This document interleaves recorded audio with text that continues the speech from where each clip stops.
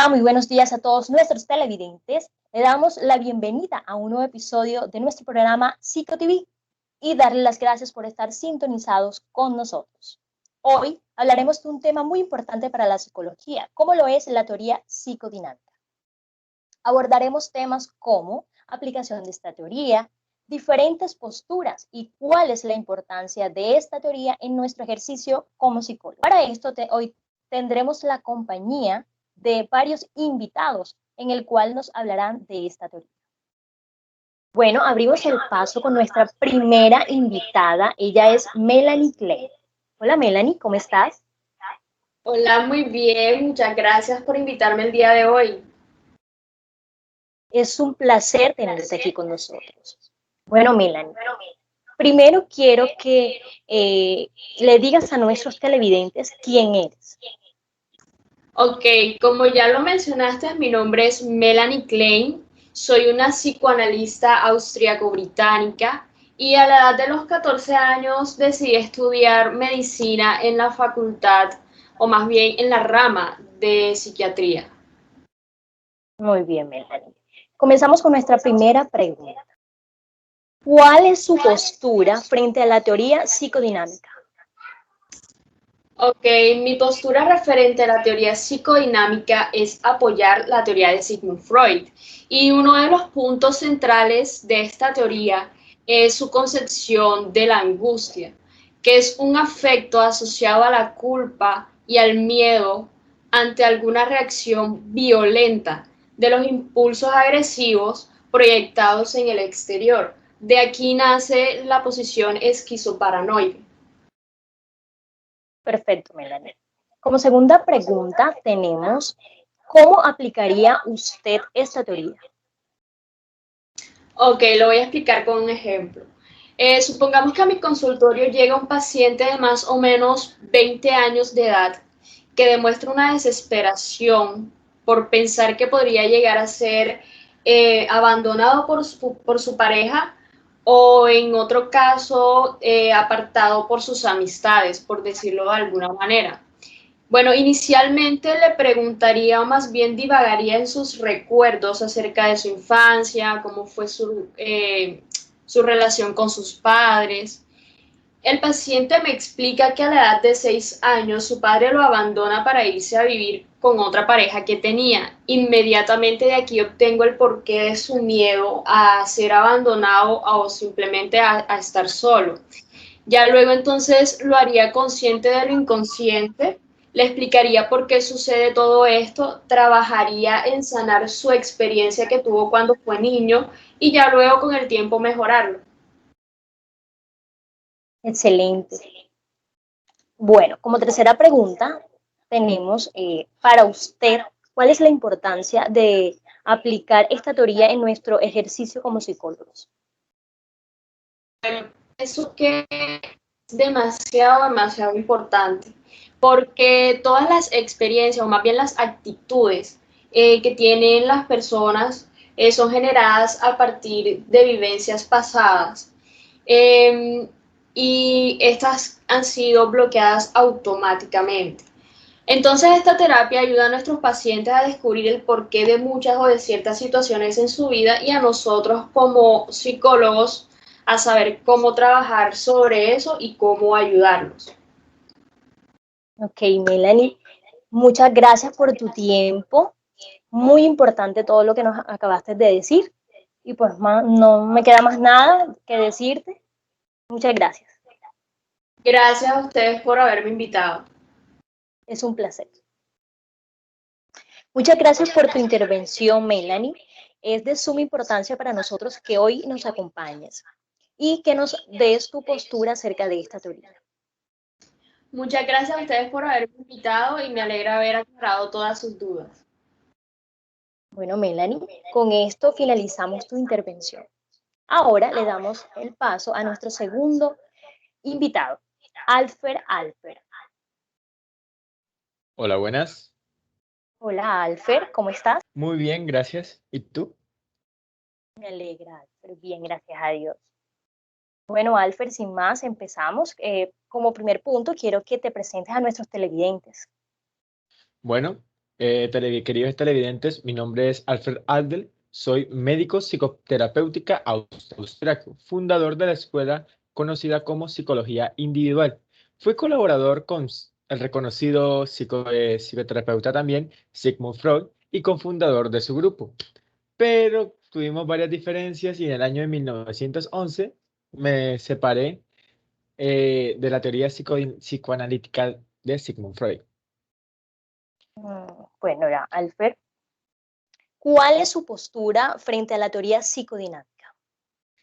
Bueno, acerca de la teoría psicodinámica, yo siempre tuve varias diferencias con respecto a lo que postulaba el reconocido psicólogo Sigmund Freud, tal como es que él se centraba más que nada en la parte de la sexualidad y la infancia como época fundamental, mientras que yo me centraba más que nada que el ser humano o las personas podemos cambiar, inclusive llegar a esa autorrealización planteando los metas. Y obviamente con diferentes complejos, como el complejo de inferioridad, como es el complejo de superioridad y demás.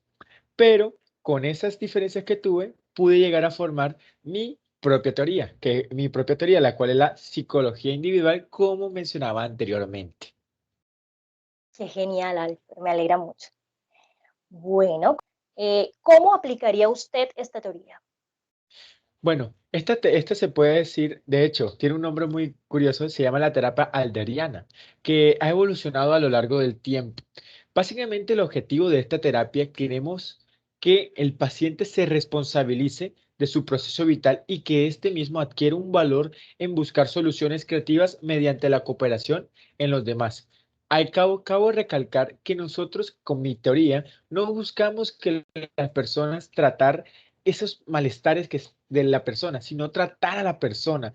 Es decir, no tratamos las problemáticas, sino que buscamos esa solución de la propia vida de la persona.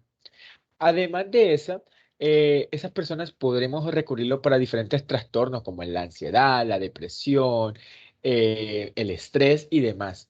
Básicamente lo que hacemos es tratar en conversaciones terapéuticas, donde evocamos recuerdos, las emociones, inclusive la infancia y etapas posteriores, todo ese proceso de la terapia. La duración aproximada de esta terapia son en unas pocas sesiones, pero si se busca una orientación psicológica, tú llega a tardar hasta 2 años si se trabaja aspectos de la infancia, porque la infancia es un trabajo un poco complicado para trabajar. Para usted, ¿cuál es la importancia de aplicar esta teoría en nuestro ejercicio como psicólogos? Bueno, para todos los futuros colegas que nos están viendo en este preciso momento, recordemos que todas las personas no son iguales, no todos nos sentimos iguales.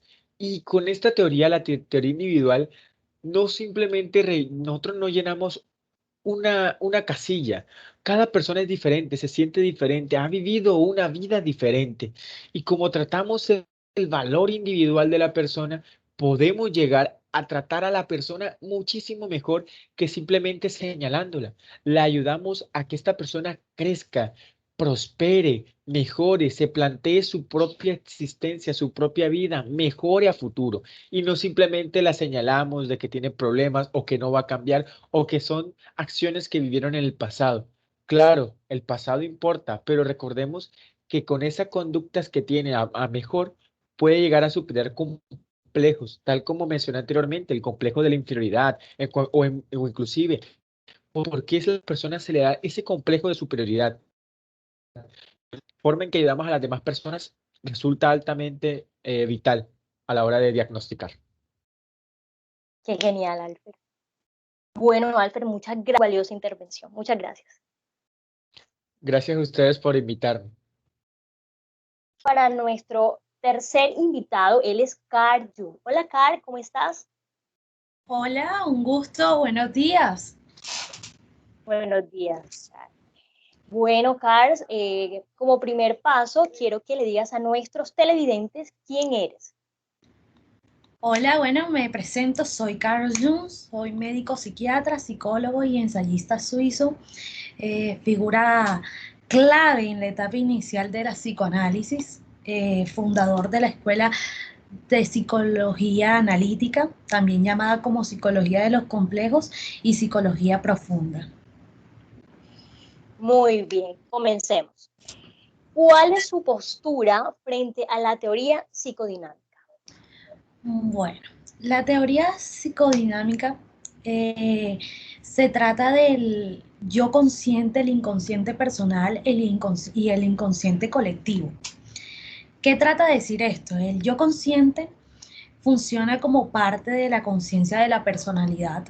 Aquí incluye todas las impresiones sensoriales externas, como son los pensamientos, la conciencia de los sentimientos y las sensaciones corporales. El inconsciente personal, como el mismo nombre lo dice, es un aspecto más superficial, necesario del inconsciente, que son recuerdos reprimidos o que son eliminados debido a su irrelevancia en la vida de la persona. El inconsciente colectivo es mucho más profundo que el inconsciente personal, y esta es porque está separada de cualquier cosa personal y es común entre todos. Ok, muy bien.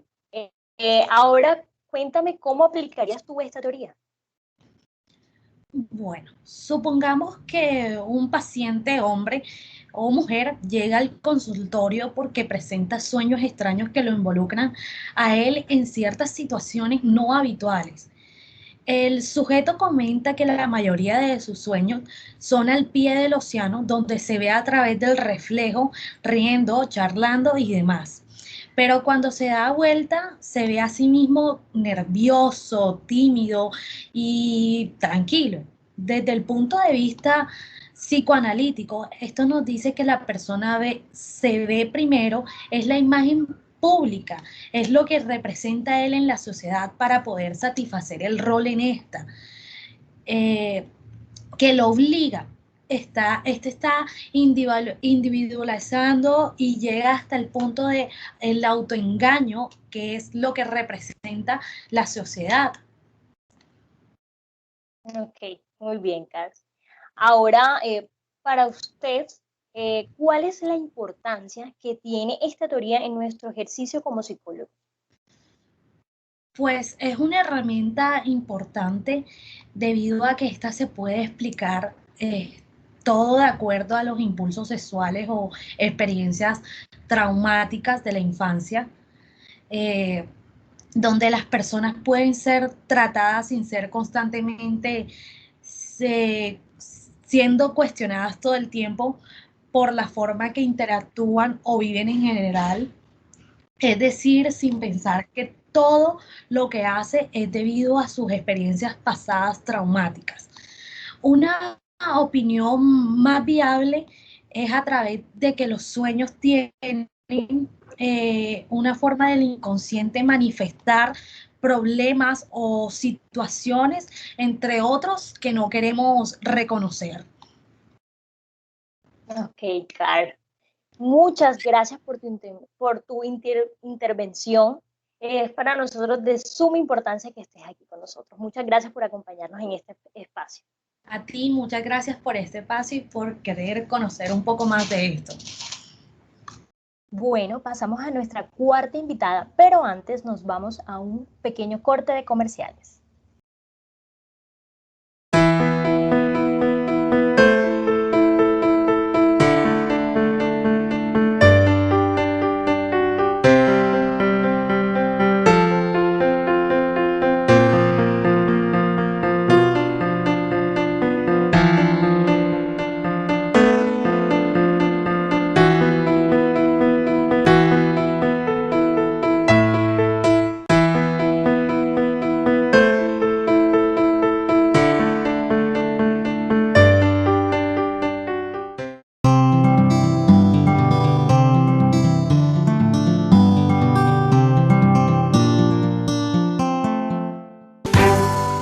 Regresamos con un invitado, bueno, más bien una invitada súper especial. Ella es Ana Freud. Hola Ana, ¿cómo estás? Hola Linda, muy bien, gracias. Gracias por la invitación a tu programa PsicoTV.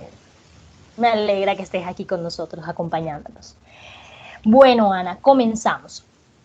Como primero quiero que le comentes a nuestros televidentes quién eres tú. Bueno, mi nombre es Ana Freud, soy hija del padre del psicoanálisis Sigmund Freud. Soy una psicoanalista austriaca, pues mis investigaciones más que todo las centré en la psicología infantil. Ok, muy bien. Bueno, comenzamos. ¿Cuál es su postura frente a la teoría psicodinámica? Bueno, yo me mantuve fiel a las ideas básicas de mi padre Sigmund Freud, pero no obstante a eso me preocupé más de la dinámica mental. Mis intereses primordialmente más que todo son más prácticos y muchos de mis esfuerzos están dirigidos al análisis de niños y adolescentes, a diferencia de mi padre que se dedicó exclusivamente a pacientes adultos. Mi padre en el análisis con adultos, él decía que el analista debe ser impersonal y nebuloso, como una hoja en blanco en el que el paciente puede registrar sus fantasías transferenciales. De este modo, el analista debe evitar prohibiciones o conceder satisfacciones y debe ser el propio paciente quien designe lo permitido y lo prohibido. Perfecto, muy interesante, Ana. Continuamos.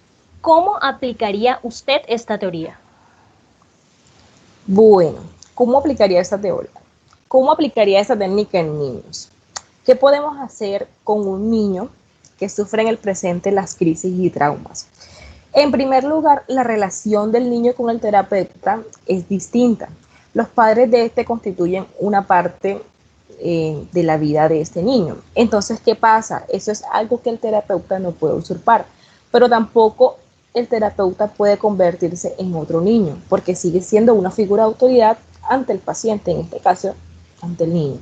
Así que yo diré una técnica para manejar este tema de transferencia, como así, utilizando la forma más natural posible, siendo un adulto cuidadoso, más no un nuevo compañero de juego, no un padre sustituto.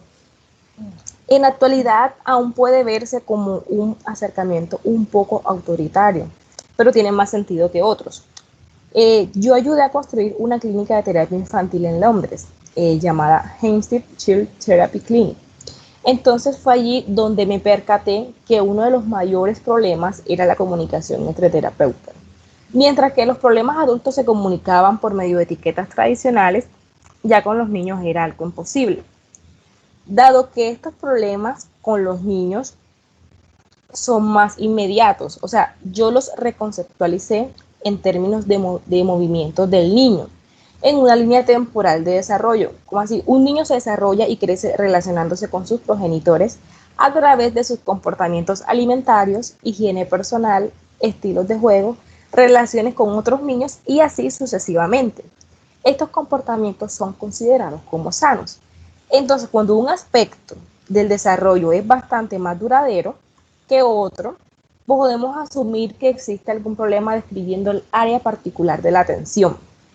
Entonces, ¿qué destacó yo en el análisis con niños? Que esto no debe ser así, como lo planteaba mi padre, porque es que el analista debe colocarse en el ideal del yo, mostrando unas medidas educativas sobre las dependencias del super yo y abandonando toda neutralidad analítica.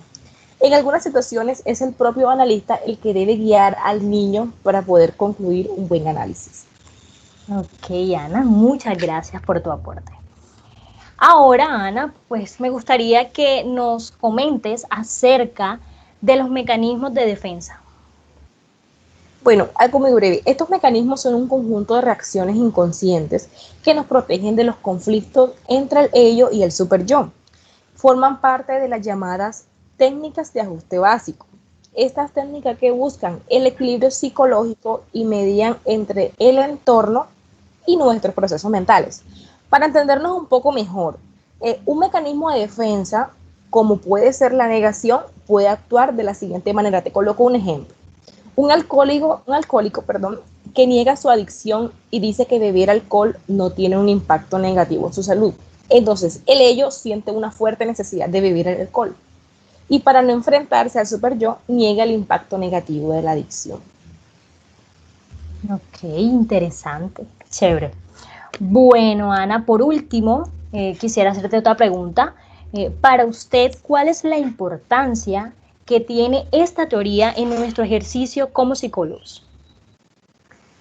En función de la intervención de la que hablemos, e incluso del terapeuta concreto, las técnicas tendrán un carácter más o menos ecléctico. ¿Cómo así? Que trata de reunir ideas.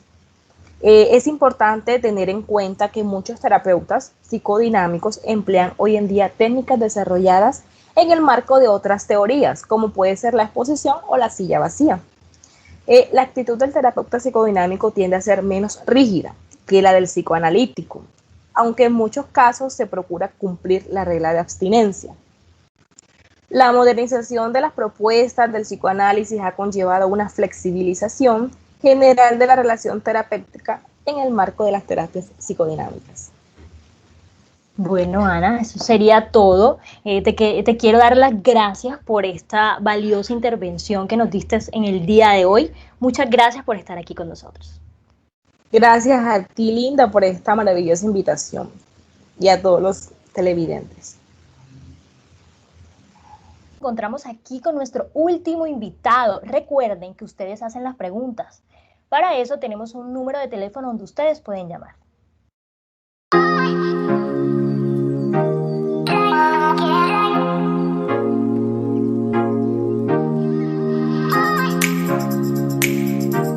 Continuamos con ustedes aquí en PsicoTV. Ya tenemos a nuestro último invitado. Él es Jorge Galindo, psicólogo, experto en teoría psicodinámica. Buenos días, Jorge.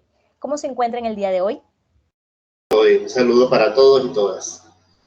A nuestro programa. Es un placer contar con su presencia. Me dicen que ya tengo la primera llamada. Hola, ¿con quién tengo el gusto? Mi nombre es Suri Núñez. Hola, Suri, te escuchamos. ¿Qué preguntas tienes para nuestro invitado? La pregunta que tengo para el doctor Galindo es la siguiente. Quisiera saber qué es la teoría psicodinámica. Listo. Bueno, te comento, por allá a finales de 1800 y principios de 1900, un señor médico llamado Sigmund Freud creó una técnica y una forma de comprensión de la personalidad que se llama psicoanálisis. Cuando él pensó en el psicoanálisis y pensó en su técnica, pensó en una técnica con un diván, que es donde uno se acuesta o se recuesta y empieza a hablar sobre sí mismo y sus experiencias. Y Freud lo escuchaba detrás del diván. El objetivo de Freud era llegar hasta lo más íntimo de las experiencias infantiles, pensando que una vez que llegara a las experiencias infantiles primitivas, se alcanzaría una reorganización de la personalidad. Eso fue allá en los 1800, 1900. El mismo Sigmund Freud nos decía que en algún momento esa técnica iba a tener algunos cambios y modificaciones. Y fue en el siglo XX, cuando llegó el mundo moderno y el hombre moderno y todos los temas que implican la modernidad, que fuimos cambiando esa técnica, y en Estados Unidos, lo que se llama la Escuela Norteamericana de Psicoanálisis, nos hace una propuesta de una psicología psicodinámica. Es decir, tomar los principios de la psicología, los principios del psicoanálisis y pensar en una técnica, una teoría más situada a las necesidades del hombre moderno. Ya no hay diván, las entrevistas son frente a frente, damos importancia a las experiencias infantiles, pero nos centramos en la solución de los conflictos actuales. Son terapias mucho más cortas que un psicoanálisis ortodoxo, el cual podía llegar a 9 o 10 años, mientras el enfoque psicodinámico son psicoterapias breves, donde el tiempo puede ser entre año y medio, 2 años, 2 años y medio o 3. Muy bien. Suri, ¿tienes alguna otra pregunta? Bueno, creería que no, porque la otra pregunta que tenía para el doctor era que me hablara un poco acerca de las diferencias que hay entre psicoanálisis y psicodinámica, pero ya me las dio anteriormente, entonces me ha quedado un poco claro. Bueno, si quieres te las puedo seguir complementando. Oh, En sería la, genial. Dale, en la terapia psicoanalítica ortodoxa está el diván y está el lugar del psicoanalista. La herramienta técnica básica es la interpretación.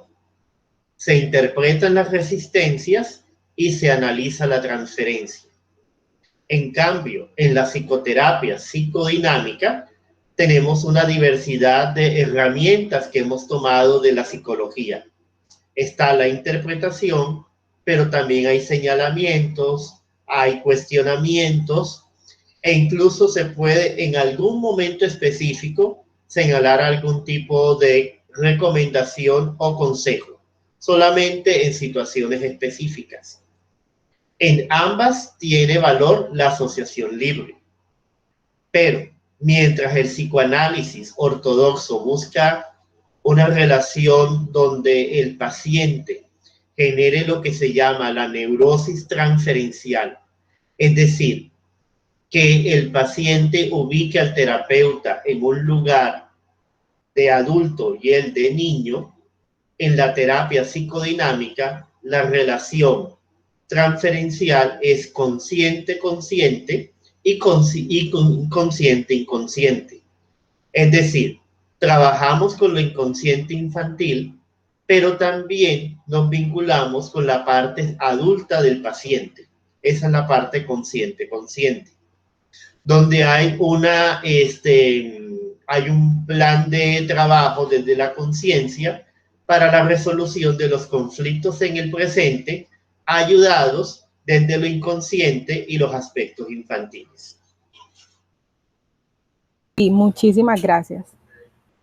Muchas gracias, Suri, por comunicarte con nosotros.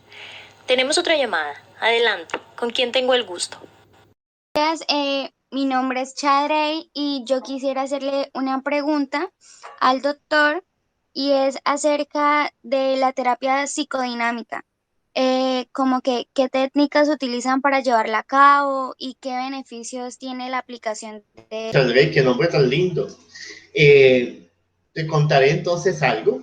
En el proceso existen unas entrevistas iniciales. Por lo general son las 3 o 4 primeras entrevistas, donde uno más bien escucha y pregunta.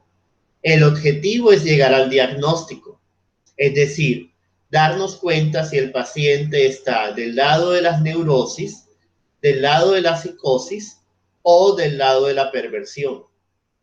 Cuando empezamos a escuchar que está del lado de la neurosis, nos empezamos a hacer la pregunta: ¿es una neurosis histérica? ¿Es una neurosis obsesiva? ¿Es una neurosis de angustia? ¿Es una de las formas de las neurosis actuales? Y a partir de ahí, continuamos un proceso ya con un diagnóstico que nos va a permitir entrar ya al proceso como tal. Hay psicoterapeutas psicodinámicos que utilizan pruebas proyectivas.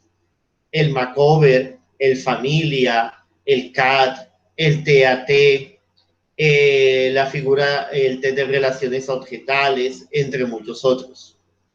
Por lo general se utilizan con niños, en algunos casos con adolescentes. Pocas veces se utilizan con adultos. Estas pruebas nos ayudan a complementar el diagnóstico. De ahí pasamos al tratamiento.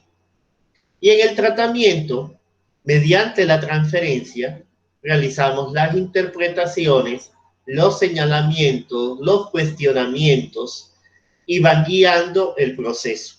¿Cuál es nuestro objetivo?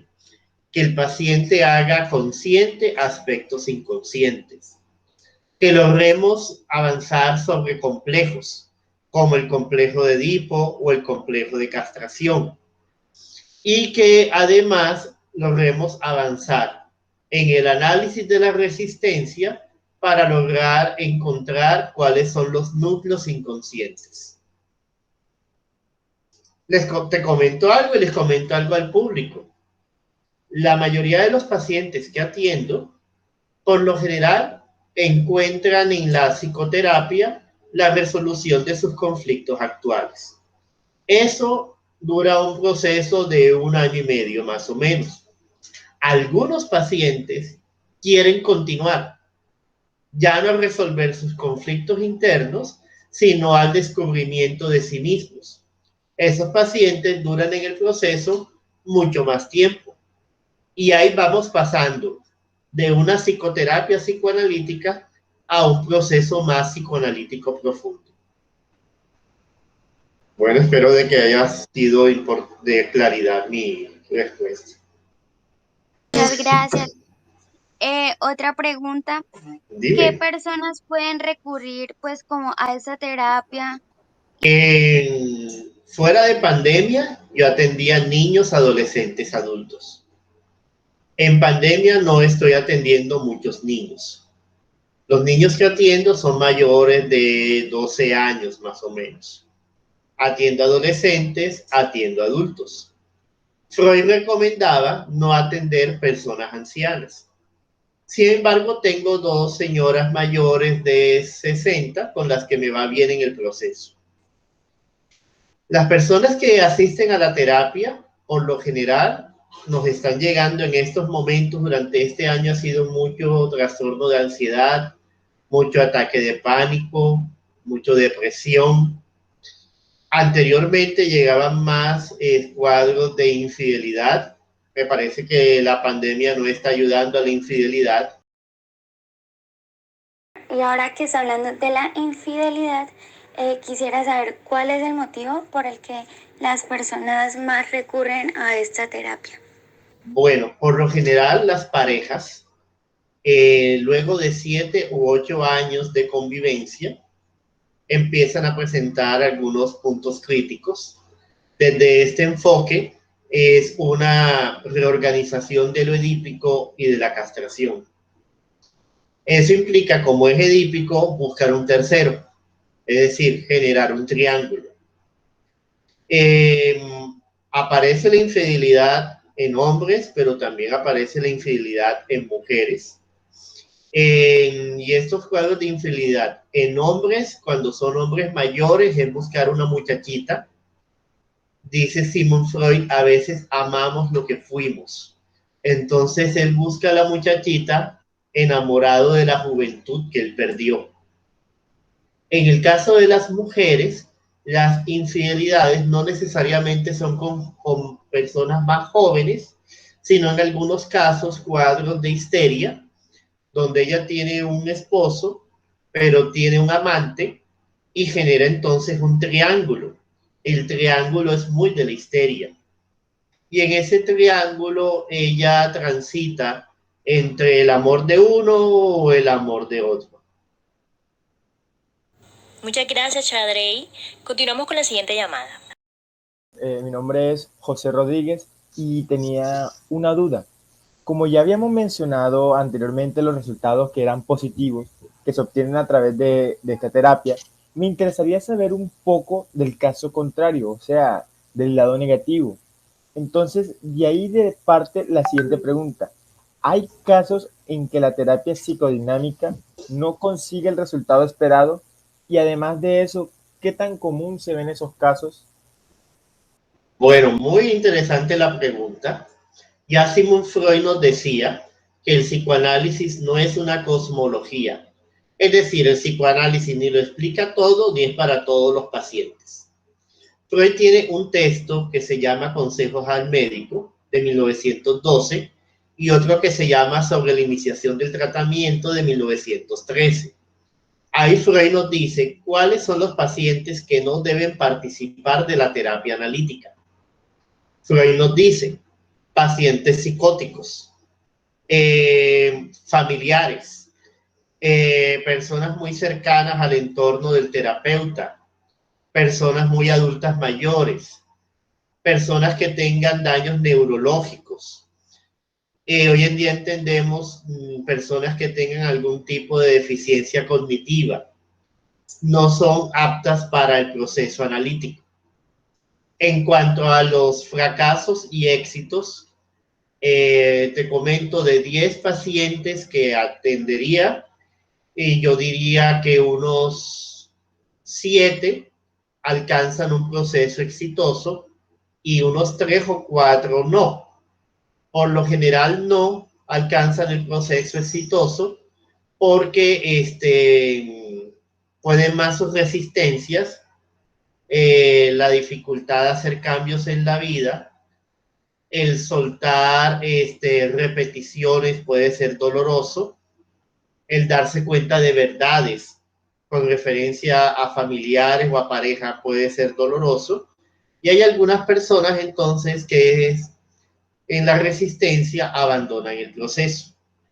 En el caso de niños y niñas, sucede en algunas ocasiones que los papás dan cuenta que el conflicto no es solamente del niño, sino que también es de ellos, y en ese momento abandonan el proceso. Ok, muchas gracias, en serio. Dale. Muchas gracias, José. Bien, ahora sí, para ir finalizando, vamos a recibir la última llamada. Hola, ¿con quién tengo el gusto? Freire Parra, y la siguiente pregunta que tengo para el señor Galindo es: ¿la terapia psicodinámica es realmente relevante en la actualidad? Es decir, hay un gran número de psicólogos especializados en el tema, que investigan mucho sobre esto, entre otras cosas. Bueno, muy bien. Sí, claro que sí. Para los que viven en la ciudad de Barranquilla, nosotros tenemos una maestría en psicología clínica de una universidad aquí de la costa, donde tú puedes trabajar desde el enfoque psicodinámico. Hay también en Cartagena formación en otra universidad. En la Corporación Universitaria de la Costa teníamos una especialización en psicoterapia infantil. Esperemos que en algún momento pueda reabrirse. Tenemos, para los que les gusta el psicoanálisis freudiano-lacaniano, aquí en la costa un círculo de formación psicoanalítica. Se llama el Círculo de Estudios Psicoanalíticos del Litoral Caribe. En cuanto a la consulta, en mi caso, la consulta ha ido aumentando con los años, tanto así que ya yo dejé las universidades en pregrado. Yo hasta el semestre anterior estuve en la CUP, ya no estoy en la CUP. El motivo es el gran número de pacientes que atiendo, que ya no me permitía dar las clases. Yo atiendo 8 pacientes por día, 4 en la mañana, 4 en la tarde, y los sábados atiendo hasta mediodía. El valor de la consulta en promedio está entre 80 y 120,000 pesos. Y tengo pacientes en lista de espera. Es más, ahorita tengo que atender a uno que no me cupo en la semana. Excelente, muchas gracias. También me gustaría saber, como última pregunta, ¿qué importancia tiene el uso de la teoría psicodinámica en el ejercicio profesional de psicólogo? Eso es para el que le guste, para el que le interese y esté en su deseo. Por lo general, la formación en los principios del psicoanálisis se recibe en las universidades como un enfoque psicológico. Uno lo ve en psicología de la personalidad, y algunas universidades como la CUP lo ven en técnica de intervención. La tendencia es hacia una psicología cognitiva, obviamente. Esa es la tendencia de la psicología contemporánea, pero los psicólogos psicodinámicos seguimos trabajando y haciendo nuestro esfuerzo para que se sostenga la teoría y la técnica. Muchas gracias por responder las preguntas. Con esto finalizamos las preguntas del día de hoy. Esperamos que con toda esta información se hayan aclarado sus dudas, hayan aprendido mucho y tengan en cuenta lo importante que es la teoría psicodinámica en el ejercicio profesional como psicólogos. Y a usted, señor Jorge, muchas gracias por aceptar nuestra invitación y por resolver las dudas de nuestros televidentes. Escucharon a los promotores de este espacio, y nos encontraremos en algún otro momento. Nada más es que me inviten. Con esto damos por terminado la emisión de nuestro programa. Muchas gracias por habernos acompañado. Hasta una próxima.